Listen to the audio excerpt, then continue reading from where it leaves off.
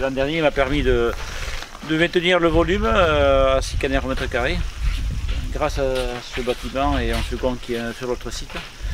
Et voilà, on peut dire des grâces au photovoltaïque.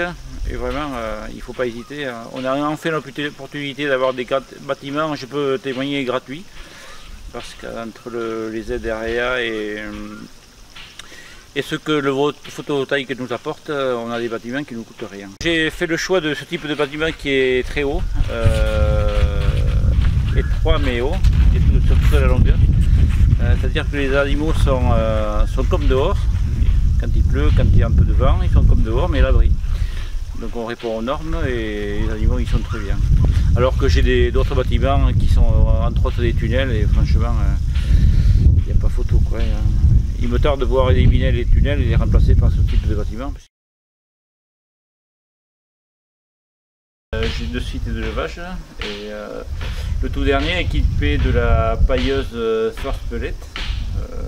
Voilà, c'est arrivé un peu par hasard, puisque le constructeur voulait installer un prototype qui fonctionne très bien, mais qui aujourd'hui est amélioré parce que là on commande cette pailleuse avec un armoire électrique à 90 boutons. Aujourd'hui ça fonctionne avec une télécommande, mais le principe est le même, quoi. Donc voilà. C'est super pratique, hein. On paille en 3 minutes. Le plus long c'est de remplir la machine, mais bon, elle se remplit seule, donc c'est pas un problème. J'ai fait uniquement jusqu'à présent avec la paille classique, puisque j'en avais. Et là je vais passer au granule de paille. Et l'alternance des deux produits est quand même intéressant. Mais on peut croire que le granule de paille est plus cher que la paille classique. À mon avis, c'est pas tout à fait vrai. Si on arrive à avoir un prix sur le granule de paille, évidemment, par une quantité plus importante. Il faut savoir que le granule de paille tient presque 2 fois plus longtemps que la paille classique, en conditions humides.